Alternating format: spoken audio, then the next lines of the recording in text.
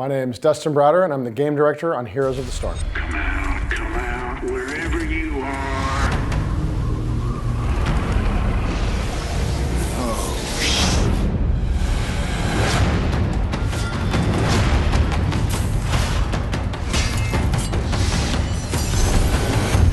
Nuclear launch detected.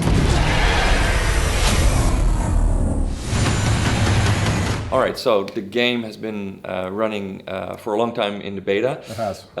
It's finally out now. Uh-huh. What have been the biggest changes in the last period before going from beta to release? A lot of our changes going from beta to release are around technology and about making sure that our infrastructure was functioning in a way that we felt that we could go live to a larger community around the world. And testing the infrastructure, we've been running a lot of automated tests, simulating hundreds of thousands of users jumping on at the same moment, what would happen. It's been the big focus of the last couple of months. Prior to that, we were obviously working on a lot of features for the game. We were working on our ranked play systems. We've been continuing to tune our matchmaker. We've been continuing to develop new heroes.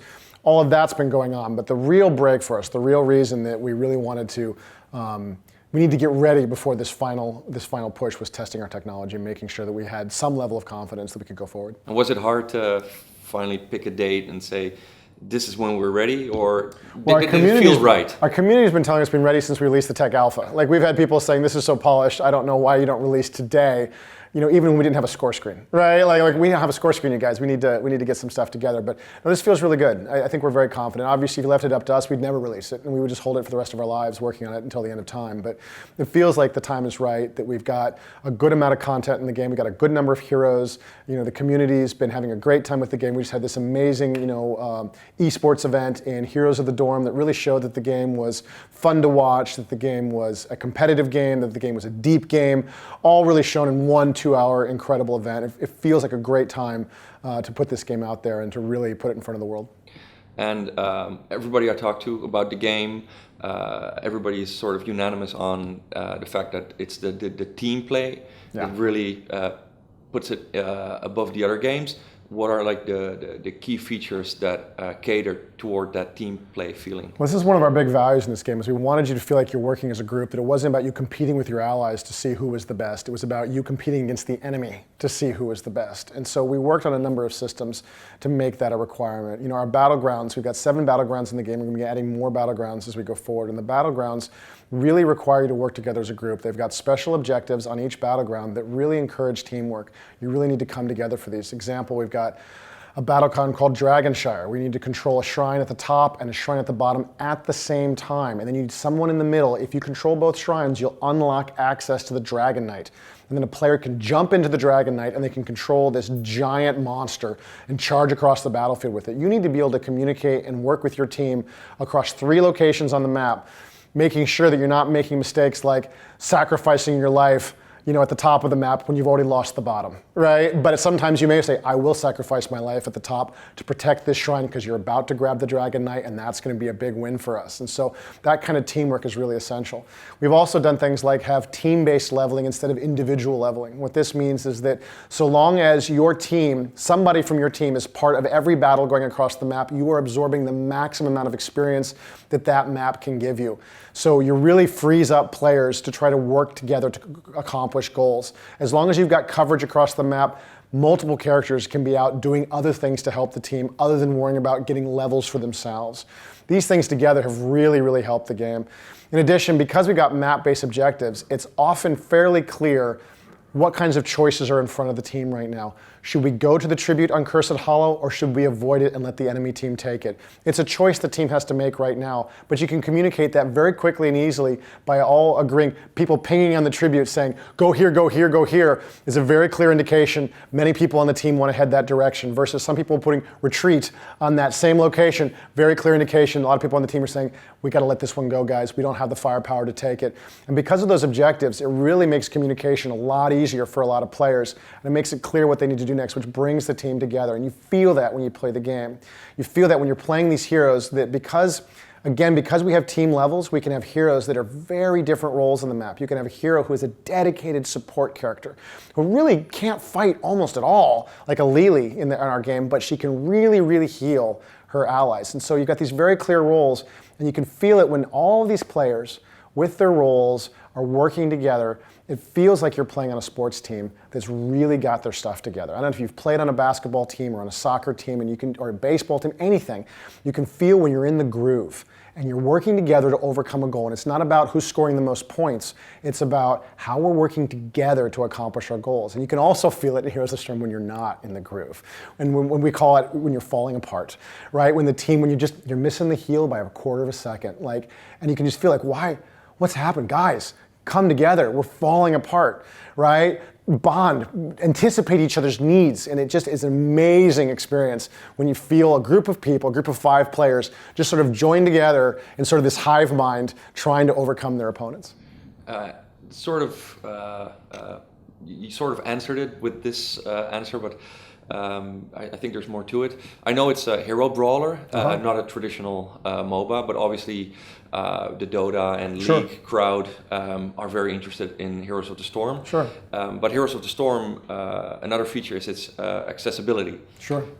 So despite being more accessible, where do you feel the depth of the gameplay comes from? Those people are still very intrigued, and they don't feel like it's a light version of the games they're playing. Sure. So, if you want to see the depth of heroes, there's a bunch of things you can look to. You can obviously look to a lot of the strange and unusual heroes we have in the game. We've got heroes like Abathur, we've got heroes like Lost Vikings or Murky. All of these heroes require an immense amount of skill to use. Lots of players in our game can't even use Lost Vikings all that effectively, because this is a hero that you've got 3 heroes under your control at the same time. Their abilities are fairly simple, but if you're playing them well, you may want to have them in 3 different lanes simultaneously, all absorbing experience points for your team. One of the ways to play with Lost Vikings is to put a Lost Viking in one of each of the 3 lanes in a lot of our maps and have the other 4 members of your team roam to form a 4-man kill team running around the map, which at level 1 can be quite terrifying. But that means you have to manage all the Vikings simultaneously. Or you're playing a hero like Abathur. This is a hero who's a commander here. He's not even in the lane. He can't fight at all, but he can infest his allies, and he can shoot skill shots off of his allies. Imagine how hard it is to hit with a skill shot most of the time. Now imagine you don't control your own feet and you're trying to follow somebody else in battle. Now imagine the map knowledge you need to have to jump from one hero to another, to know where you need to be right now at this moment in order to help your team the most. Abathur also has an ability that allows him to clone any hero on his team. So you need not to know how to play Abathur, you need to know how to play the other 4 heroes as well. So you can make the right clone choice at the right moment and immediately switch over to, now you're playing Tychus, now you're playing Lily, now you're playing Arthas. You gotta know how to do that. Very, very difficult to play hero, lots of challenge, lots of depth. In addition, our talent system really allows you to customize your character in a way you've never been able to customize your character before. Not only can you choose another heroic ability, right? So you can choose what your sort of ultimate ability in the game is, but you're also choosing lots of abilities throughout that really change the way your characters play. These are talents that are specifically designed for your hero. So range bonuses on your range characters. Maybe you get an ability to cloak for a short time if you're Rhaegar and you transfer into your wolf form. All kinds of things that are only possible because they're attached to that character and they're built for that character specifically. All of our battlegrounds add a ton of strategy to the game, because not only do you need to learn 1 battleground, now you need to learn 7 battlegrounds. And the composition choices are a little different on each of the battlegrounds. If you're playing on Dragonshire, for example, or on Sky Temple, where mobility is incredibly key, heroes like Falstad or Brightwing that can fly to any part of the map can be absolutely critical to your success. If you're playing as ETC, one of our tank characters, his choice of whether he wants to go Mosh Pit or Stage Dive being a high mobility ultimate ability versus Mosh Pit, which is an AoE stun. It's a big choice. If you're on a map like Dragonshire, suddenly Stage Dive seems like the real practical choice. If you're on a map like Cursed Hollow, maybe you go with Mosh Pit, where you know there's gonna be a lot of team fights and that AoE stun's gonna be extremely meaningful. So you don't need to learn just the heroes. You need to learn the heroes and the battlegrounds in combination. And what makes it even worse is we're always adding more battlegrounds and we're always adding more heroes. So you're going to be constantly surprised by the types of strategies you're going to find in this game. If anybody out there is doubting that there's depth to this game, check out Heroes of the Dorm. This is on YouTube right now. This was a college tournament that we ran where we actually broadcasted on ESPN2, and you had this opportunity to watch college players compete to see who could win their tuition for their 4-year college paid. In the United States, this is a lot of money. This is tens of thousands of dollars. I certainly think their parents were excited because they're the ones who usually have to pay this. So it's more a competition between the parents than the kids in some ways. But these guys were trying incredibly hard. No one came to lose. Everyone came to win. They'd all practiced a ton playing this game. And yet our winning team, Berkeley, they stomped some teams. The finals weren't a stomp. The finals were a battle to the death, and those teams were really fighting for every inch of ground. But along the way, there were some very good teams that got eliminated. They didn't get eliminated so easily because they didn't try. They got eliminated because there's so much skill in this game. There's such a high skill cap required, and some of these teams had more. And they brought it, and you can see them get wiped out, very quickly in some matches. You're like, wow, this is not even close. And that's just because the skill cap is so high. What do you think makes a good esports game, and why is Blizzard so good at creating those? Well, a lot of esports games, what you want for an esport game is also what you want for a traditional great competitive game. You want everything to be simple to learn so a lot of players can get at it, but incredibly difficult to master so that your pro players will stay around for a long time and keep being surprised by the strategies they can perform in the game. You want a game that is clear to watch, but that's also clear to play. Right? You don't want just a bunch of noise on the screen where I can't really see what's happening. That's good gameplay for players, but it's also great gameplay if you're watching it on a screen. And then there are some features that you want to do, observer modes, this kind of stuff. But honestly, I think any game that is really trying to make something great to play and then adds on some of these features, observer modes, replay systems, things like this, has a fair shot at becoming a legitimate esport. Obviously, you're working on new heroes, a new battleground. Is that going to be the major features that are going to be added, or is there something you're at liberty to say you want to implement as well, something really new to Well, we're always going to be adding new game modes to this game going forward. I don't know which ones that we're talking about internally are going to make it, but stay tuned. We'll absolutely keep rolling out new stuff to you guys. Heroes and Battlegrounds is definitely what we're going to be consistent with as we go forward, but there's lots of fixes we want to do. We just announced today we want to do a bunch of fixes to our ranked play system. We put out some ideas into the community to see what they thought of some of those changes. We get consistent feedback about our matchmaking system, ways we can improve that. We're completely on board. We're going to work on that. Our AI systems right now are the beginnings of what we want for hero AI. So you can, if you want to play this game cooperatively, there's more depth to that system that we want to add as well. There's a lot of needs from our esports community at this point going forward.